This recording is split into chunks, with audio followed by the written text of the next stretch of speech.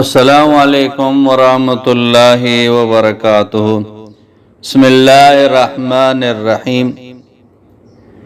عید الفطر کے چند اہم مسائل ہیں۔ سب سے پہلے اگر ابھی تک صدقہ فطر نہیں دیا ہے تو اس کو عید سے پہلے دے دیں، یا جس وقت لوگ عید نماز کے لیے جا رہے ہوں اس وقت دے دیں، نماز سے پہلے اس کو دے دیں۔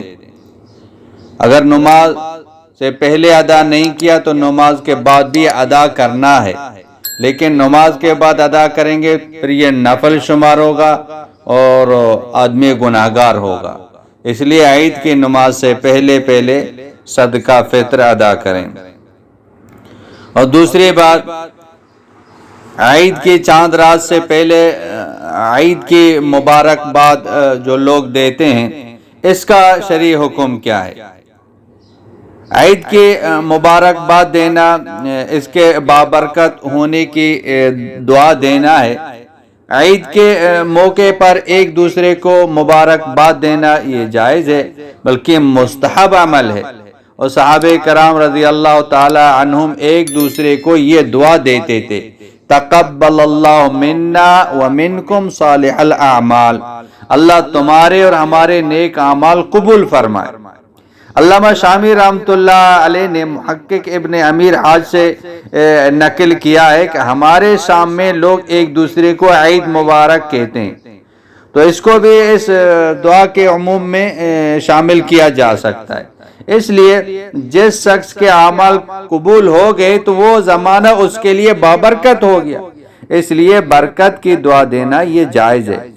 اور چونکہ ایسا کرنا لازم یا واجب نہیں ہے اور یہ ایک دعا ہے، اس لیے عید سے پہلے یہ مبارکباد دینا یہ منع نہیں ہے، لیکن اس کو لازم سمجھنا اور اس پر اصرار کرنا اور نہ کرنے والوں پر نکیر کرنا، لعن طعن کرنا، یہ جو نا یہ صحیح نہیں ہے، یہ درست نہیں ہے۔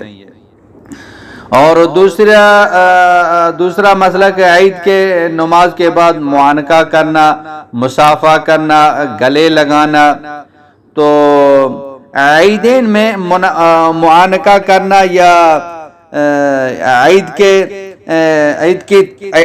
کی تخصیص سمجھ کر مصافحہ کرنا یہ شرعی نہیں ہے، بلکہ محض ایک رسم ہے۔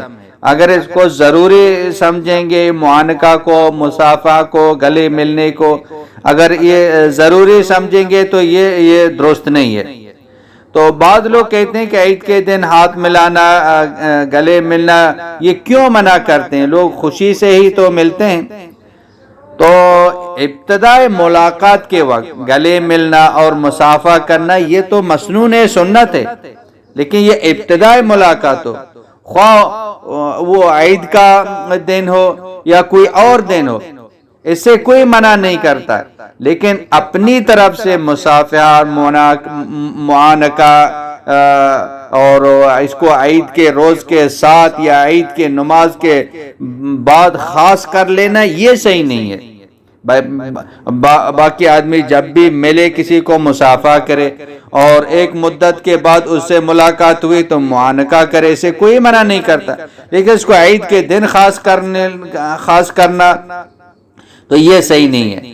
مصافحہ یا معانقہ کے تخصیص عید کے روز کے ساتھ نہ ہو تو اللہ کے رسول صلی اللہ علیہ وسلم سے ثابت ہے، نہ کہ صحابہ کرام سے ثابت ہے۔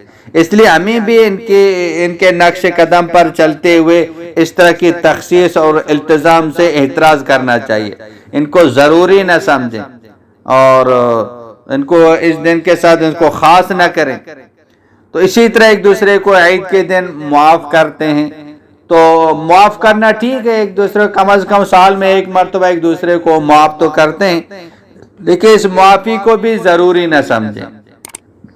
اگر کوئی معاف نہ کرے اور اس کو نکیر کرنا اور لعن طعن کرنا، اس کو اچھا نہیں سمجھنا، اس طرح نہیں کرنا چاہیے، اور اس کو ضروری بھی نہیں سمجھنا چاہیے۔